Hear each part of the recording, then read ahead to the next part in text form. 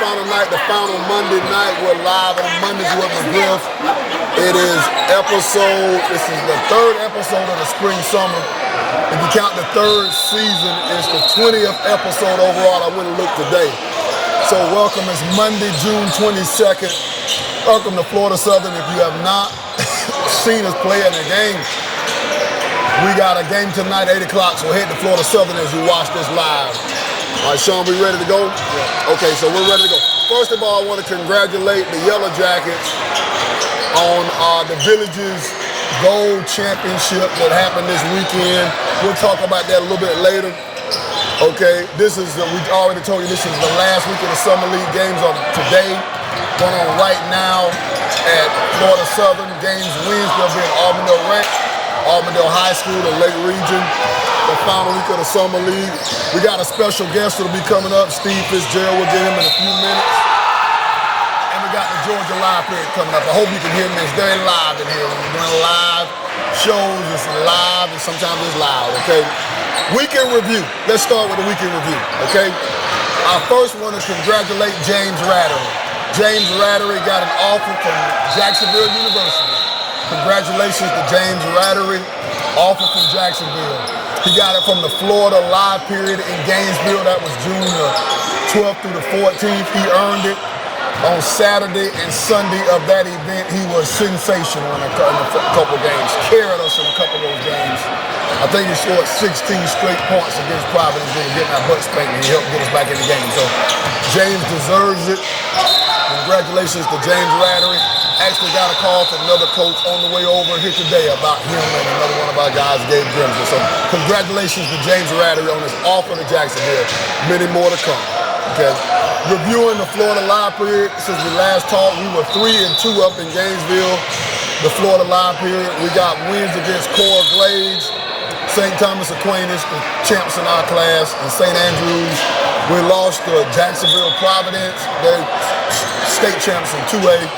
We also lost to Orlando Oak Ridge. They were our Final Four team a year ago, so 3-2 is not bad. I want to remind you guys of why we go to these Florida Live periods, why we go to the live periods in general. We went to one in Florida, in Gainesville, June the 12th to the 14th. We got one upcoming this weekend. Number one reason we go, college coaches are there. And we want our guys, especially the seniors and then some juniors, to be seen in front of college coaches. Number two reason we go, elite competition, different competition than just playing our brothers here in the Summer League. We got that accomplished. Number three reason we go, chemistry, camaraderie, cohesion with our team. We want our team to get a little closer, and most certainly our team got a little closer in Gainesville. So 3-2 in Gainesville, played really good teams. We got a little closer, cohesion, chemistry, big thing. College coaches were there. One reached out and offered James Rattery. Jacksonville, we're thinking of Jacksonville. There'll be some more upcoming in Atlanta. Okay, another recap. 6-0 in the Summer League. We won't go through all the teams. And then, okay, this weekend, the 19th and the 21st, we traveled to the Villages. They host a big summer camp, probably the biggest one in the state other than the Florida Live period. They had 90 teams there, 60 in our bracket, and the Yellow Jackets went 8-0.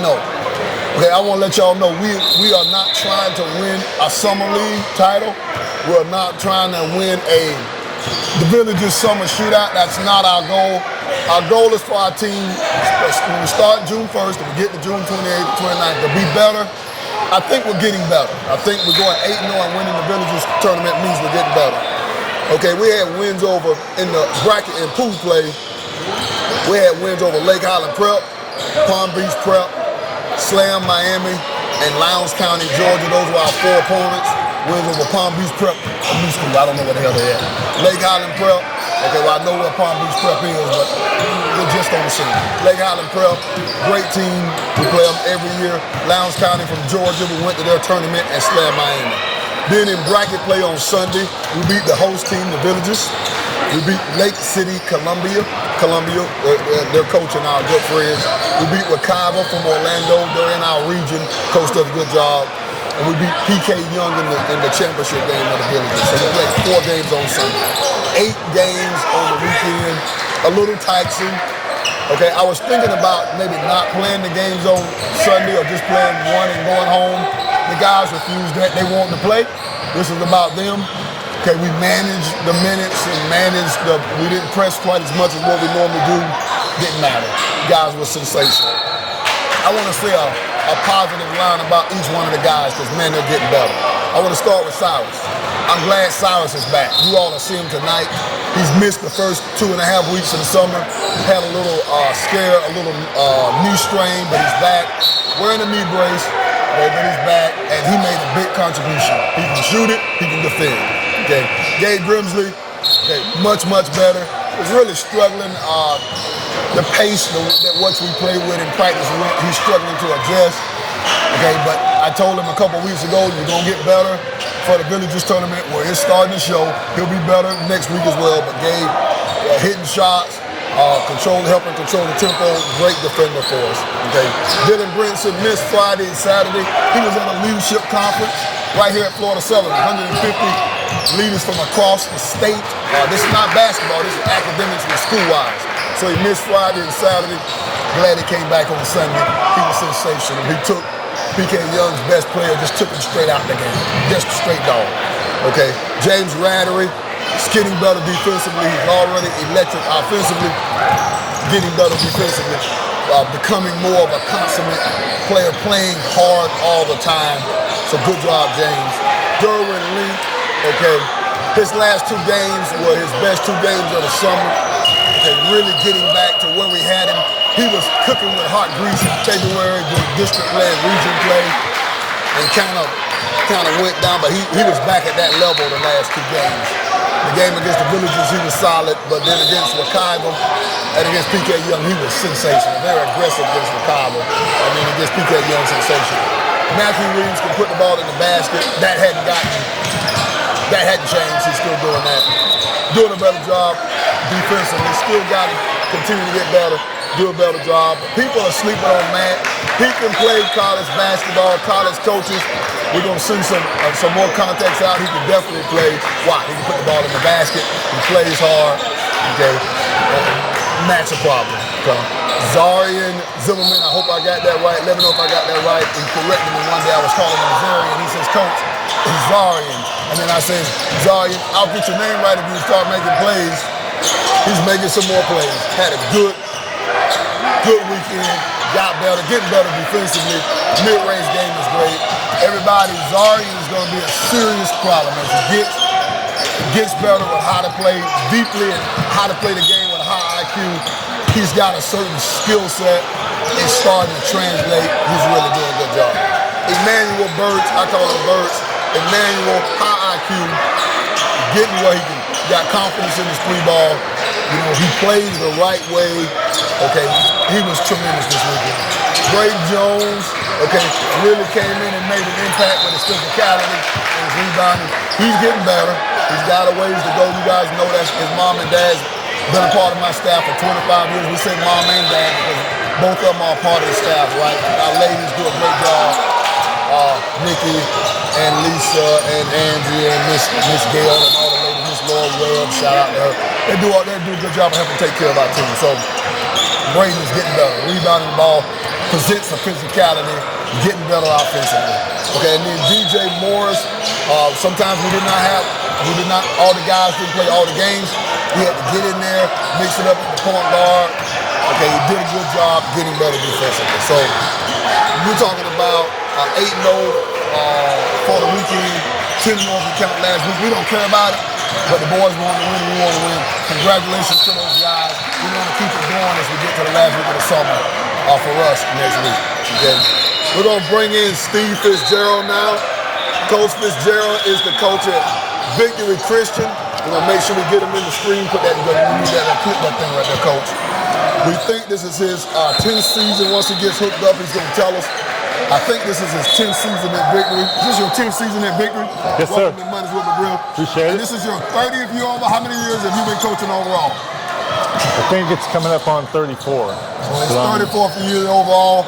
Tell everybody, okay, first of all, we're going to go backwards. Okay, I think we've had him on the show before, but it was a coach's panel, so we just have Coach Fitzgerald. So give everybody your background. You coached where in South Florida? For how many years were you down there? And then give everybody your background on your dad was a coach, and Tex Winters. You guys who are Chicago Bulls fans, he's got a personal connection to Tex Winters, Coach Winters. So give everybody your history. It's a long journey in coaching. My dad was a college coach for 40 plus years. Where at, Coach? Where did he coach college? Mainly Covenant College in Lookout Mountain, Georgia, and then 10 years in Chicago at Trinity Christian College. Okay. That's kind of where we got to know Tex Winter. Actually, when I first became a high school coach in Florida at Fort Lauderdale Christian back in 93, 94, was looking for our offense, and was obviously everybody was in love with the Bulls back then, but I was really in love with their offense. And so my dad just called up Tex Winter, and he answered and invited us to the practice. With the Bulls? With the Bulls. It was Rodman's first year, so when they went the year, the training camp before his first year when they broke the record for the number of wins. But anyway. It's live, guys. It's live. You got to be on your P's and Q's. Go ahead, Coach. Ran triangle offense for 20 plus years in South Florida. Was at Coral Springs Christian for 15. Okay. Took the program basically from scratch and took to the state championship game in 2013. Lost to Grayson Allen. Then moved to Polk County. Why'd you move to Polk County? Why Victory Christian? I mean, honestly, there's no other explanation other than God, because I was at 1 year at Dade Christian when my headmaster that was at Coral Springs moved there, and it was a great situation, but the school and church ran into some hard times, and so it was like middle of the summer, and there was no other real, great opportunities in South Florida. Somebody just randomly sent me Victory, and I just applied, and the rest is history. It was a culture shock at first, but now it's 10 years, feels like home. Love Polk County, love the basketball community. So just. All right, now tell the people, the 10 years at Victory, we know you've been to back-to-back Final Fours. You played in the state championship game both years. I know you did last year. Did you play it both years? So tell them about your early years at Victory, what you've done to kind of build the infrastructure in the program. And now you're trying to sustain the excellence. Now you've been the last 3 or 4 years, you've been really good, and you're trying to sustain it. Not that you haven't been good the whole first 9 years, but you're taking it to another level. So tell them about your early years at Victory, and maybe the first 4 or 5 years, the last 4 or 5 years, and what you're trying to do to sustain excellence. It was a long story, but when I moved to Victory, I was kind of, I didn't want to really have to go through the whole thing that I went through at Coral Springs Christian, which was like a 7-8 year process to get. So kind of brought in some kids from Puerto Rico, and actually the third year we went to the regional final. We had what's that kid's name? Abdiel Echeverria. That's it. Yeah, he got hurt in the regions, or we quite possibly could have won, because CFCA won the state championship that year, and we had beat them pretty easily. So anyway. But then after that, the whole team graduated, so I'm starting over again. I'm like, bro, I do not want to have to do this every year. So I went back to what I knew is bringing, like building it from the middle school up. Had a great meeting with Grady Morrell. He introduced me to the Spartans, Coach Nate. We brought a bunch of those kids to Victory when they were in 6th, 7th, 8th grade, brought them through the whole system. And then obviously got a jump start when LJ came. So the year before that was COVID. We were 8-8, I think. And then LJ came as a sophomore. We jumped up to 18-10, lost OCP in the region semis. We weren't even on the same page with them. So through that process, just each year, building a culture. Even though the players change, you lose some really good players, the culture sustains you and you get better. It's a weird thing to try to explain, but I remember telling parents, as soon as this year's over, we're going to be better next year. And then we lose LJ and Jordan and those guys, and I don't say we were better the next year because the road was easier, but we did go further. And then I would say this past year, we were probably the best team we've ever had as far as just like the whole, culture-wise, talent-wise, chemistry-wise, everything. Was concerned coming into this year. We lost some really, really core culture-type guys, but I've been pleasantly surprised with this year's group. how they've kind of stepped up to the standard. Now talk to everybody about your current team, your top 4 or 5. I haven't even talked about the whole team if you want. What you guys have done in the summer. We know this is the last week of the summer league, and then you're going to Gainesville next week for the live pitch. So talk to everybody about right now your top 4 or 5 or 7 kids, right? Whoever you want to talk about, and then talk about the live period, the end of the summer league and the live period. Everybody does different for the summer league, so kind of what you do for the summer league, and then maybe ending with the live period. Yeah, I think. It all right now starts with Christian Fuller. He offer from Florida Southern. We're right here at Florida Southern and Tampa. Tampa, St. Leo, New College of Florida. So they're starting to come around. But he was our leading scorer last year on a very balanced team. But he's probably in top 3 or 4 hardest working players I've ever been around. So he's elevated his level. We shoot the damn blood out of him. Yes. When we went to the first live period, the Sagemont coach had watched him. He said he couldn't believe how much more he had improved since the state championship game. So I think he's sort of brought confidence to the whole group. Miles Morrell every year has, silenced the doubters. It's something that people think is his weakness, that he conquers it and he's getting better at it. So he's really improved his offensive confidence.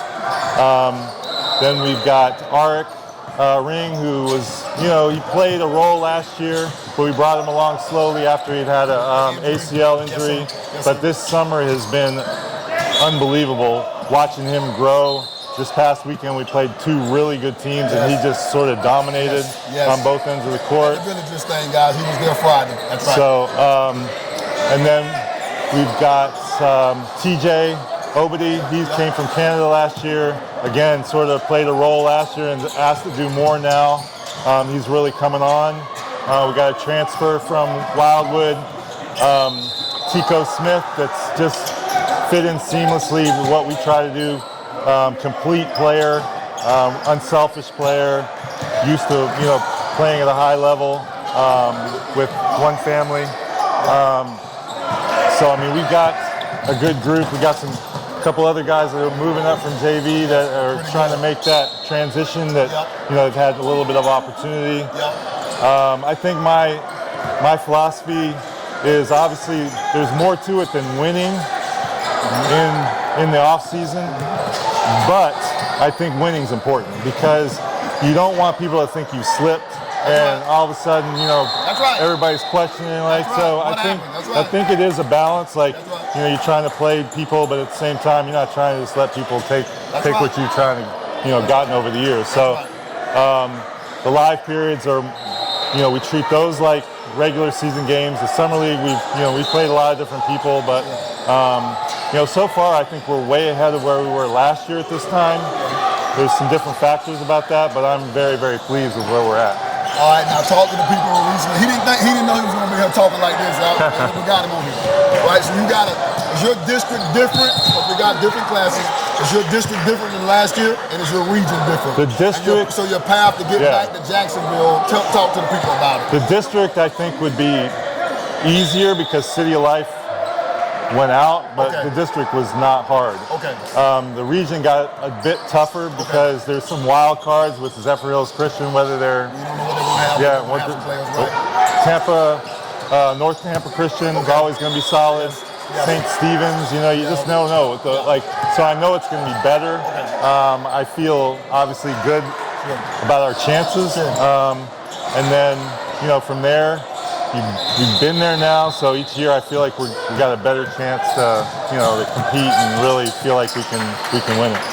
Guys, Coach Fitzgerald's one of the best coaches in the state of Florida. I'm happy he's here in the county. Offensively and defensively, he does a great job with his program.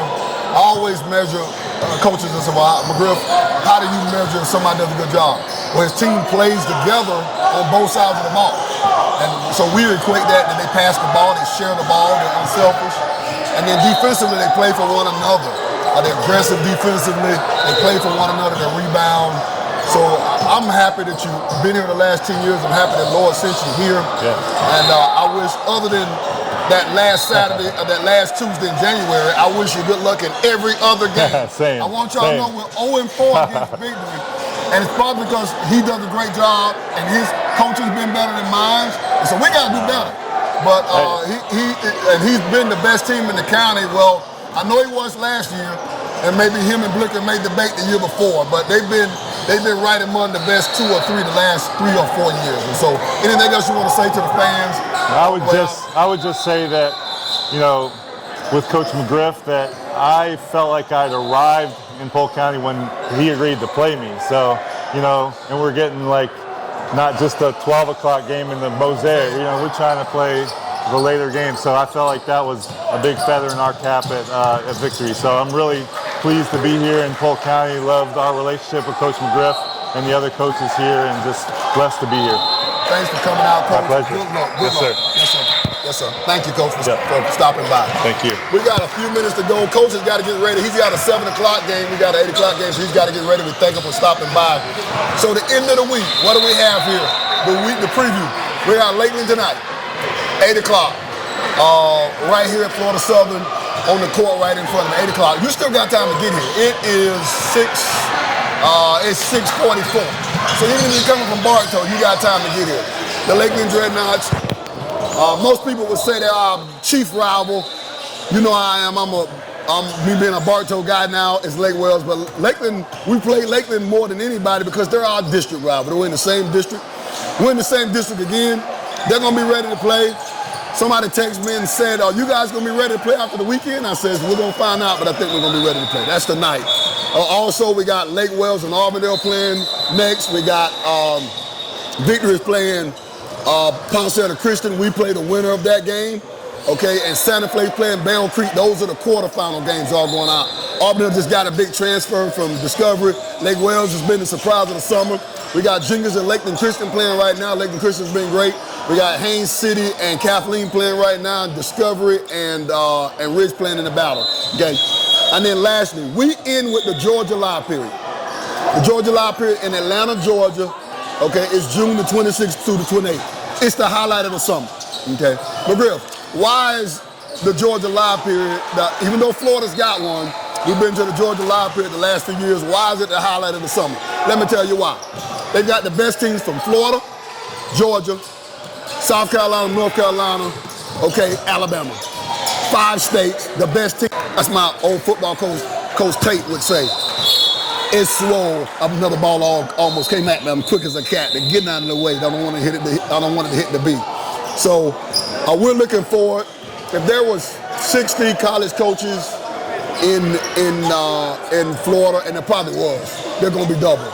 And the quality of teams. So you've got to play great because they're great teams there. Okay, so number 1 reason, college coaches want our guys to play in front of college coaches. Number 2 reason for the Georgia Live period, why we go every year, the competition from different parts of the country, the Southeast, okay? The number 3 reason we go, chemistry, cohesion, okay, togetherness with our team. We got a little bit better in Gainesville, we got a little bit better with our chemistry in the villages, and we're gonna get a little bit better this weekend in Atlanta. Our competition, Friday, 7 o'clock, we play Woodstock from Georgia. They were an Elite 8 team last year. Saturday, we play Gadsden City from Alabama. They were like 29-3 last year, made the playoffs. We play Langston Hughes. So Friday, we play at 7, Lake Point Sports Center in Georgia, Emerson, Georgia. Saturday, we play Gadsden City at 3, Langston Hughes, a traditional power, at 7. Langston Hughes made the Final Four in Georgia because they actually beat Woodstock to go to the championship game. Woodstock got to the Elite 8. Langston Hughes got to the state semifinals, okay? That's Saturday. And then we play Peachtree Ridge on Sunday at 9 o'clock. So we got games Friday at 7 p.m. prime time, Saturday 3 and 7, Sunday at 9 up in Georgia. Okay, reason we go to Georgia, it's the best live period in the Southeast, probably one of the top 2 or 3 in the country.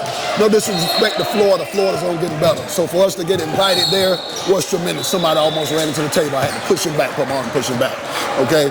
Number 2 reason, elite competition with the college coaches being there. Number 3, the van rides, the hotel stays, okay? The time in a restaurant. We have our kids disconnect to connect. What does that mean? We have to put their phones away I take their phones in the hotel. We go to a restaurant, we eat together, leave your phones in the van. That makes a difference. Some people watch us. I had some college coaches this weekend and some high school coaches at Village say, Coach McGriff, something about y'all. What is it, you guys? And first of all, I want to praise God because I hope they see Jesus in us and how we conduct ourselves and that we honor and glorify him. And then the second thing is because we are, all of the coaches are disciples of Christ, okay, and we try to do things excellently. We try to build a family. Our Lord is about family. It's about chemistry. It's about, he wants us to be one. And so we work on those things with our team. And all of the discipline and things that we do, okay, we do it so our team will be more like him and closer together. So we hope that's what people see this weekend. This week at the Summer League, starting tonight against Lakeland. And Wednesday, there's a possibility that we'll play Victory. That would be neat, but we got to beat the Dreadnoughts. And we hope we'll play a little bit better together this weekend. I think we will in the live period. I want to thank some people as we close. I want to thank Florida Southern for allowing us to use their facility. 4 courts all right here at Florida Southern. It's been terrific over these last 4 Mondays. I want to thank Auburndale Rec and Auburndale High School. Coach Robinson is responsible for us getting both of those, so thank you to Coach Eric at Auburndale. And also Coach Simmons at Lake Region. We used those sites on Wednesday. I want to thank all 24 head coaches and their assistants. No knock on wood, so we got to finish the deal, but we've had no issues here. I want to thank the officials, Daryl Dawkins, Tiger Akins, my brother officials. I want to thank them, the officials. And, you know, they use it to train the officials. I want to thank them for that. And we're looking forward to a great end of the Summer League today and Wednesday. We got playoff basketball. It'll be intense. The next 2 hours, 7, 8 o'clock, it'll be intense. Get here. And we're looking forward to ending our summer in Gainesville. In Atlanta at the Georgia Live period this weekend. So thank you all for tuning in for Mondays with McGriff. We thank Coach Fitzgerald for coming in. We'll see you guys. We'll probably do a wrap-up one on Monday to end the summer. So we'll see you guys on Monday. Follow us on social media. It's going to be popping all week. Thank you all.